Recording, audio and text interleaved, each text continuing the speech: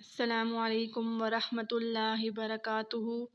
امید ہے ناظرین اللہ کے فضل و کرم سے آپ سب خیریت سے ہوں گے۔ ناظرین ہم شروع کرتے ہیں اپنا سبق۔ وَإِذْ قَالَ جب کہا رَبُّكَ تیرے رب نے لِلْمَلَائِكَةِ فرشتوں سے انی بے شک جاعل میں بنانے والا ہوں فی الارض زمین میں خلیفتاً نائب۔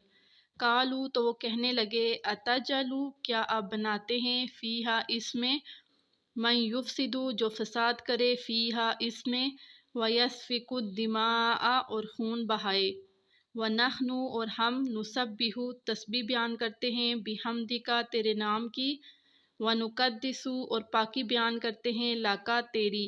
قالا تو انہوں نے کہا انی بے شک عالم میں وہ باتیں جانتا ہوں ما لا تعلمون جو تم نہیں جانتے۔ اب اللہ رب العزت نے یہاں یہ بات فرمائی کہ جب اللہ تعالیٰ نے حضرت آدم علیہ السلام کو پیدا کیا تو تمام فرشتوں کو حکم دیا کہ حضرت آدم علیہ السلام کو سجدہ کرو، تو ابلیس نے انکار کر دیا۔ اور تو فرشتے کہنے لگے اللہ رب العزت سے کہ اے اللہ کیا آپ ایسی مخلوق بنانے لگے ہیں کہ جو زمین میں فساد کرے اور خون بہائے؟ تو فرشتوں نے اس وجہ سے کہا، حالانکہ وہ غیب کا علم نہیں رکھتے تھے، فرشتوں نے اس وجہ سے کہا کہ اس زمین میں پہلے جو ہے انسانوں سے پہلے جنات رہتے تھے اور وہ ایک دوسرے پر ظلم کرتے تھے، زیادتی کرتے تھے، خون بہاتے تھے۔ تو فرشتوں نے اس بنیاد پر اللہ تعالیٰ سے کہا کہ آپ زمین میں پھر ایک ایسی مخلوق بنانے لگے ہیں کہ جو آپس میں لڑائی جھگڑے کرے، ظلم زیادتی کرے۔ تو اللہ رب العزت نے فرمایا کہ تم ایسی باتیں نہیں جانتے جو میں جانتا ہوں۔ تو اللہ تعالیٰ نے ہم جو ہیں نبی کریم صلی اللہ علیہ وسلم کی امت، یہ اللہ رب العزت کا غرور ہے کہ اللہ رب العزت نے فرمایا کہ وہ بندے ایسے نہیں ہوں گے۔ پھر اللہ تعالیٰ نے فرشتوں سے کہا کہ تم سجدہ کرو، تو سب فرشتوں نے سجدہ کیا، ابلیس نے انکار کر دیا۔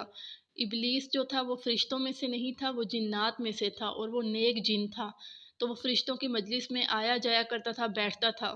تو اس بنا پر اس نے کہا کہ میں آگ سے بنا ہوں اور آپ حضرت آدم علیہ السلام کو مٹی سے بنا رہے ہیں، تو میں حضرت آدم علیہ السلام کو سجدہ نہیں کروں گا۔ اس نے سجدے سے انکار کر دیا، تو اللہ رب العزت نے اس کو فرمایا کہ جا تو مردود ہے۔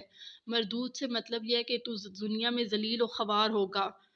تو یہاں اللہ تعالیٰ یہ بتا رہے ہیں کہ فرشتوں نے کہا کہ اے اللہ ہم زیادہ آپ کی پاکی بیان کرتے ہیں، تو اللہ تعالیٰ نے فرمایا کہ میں وہ جانتا ہوں جو تم نہیں جانتے۔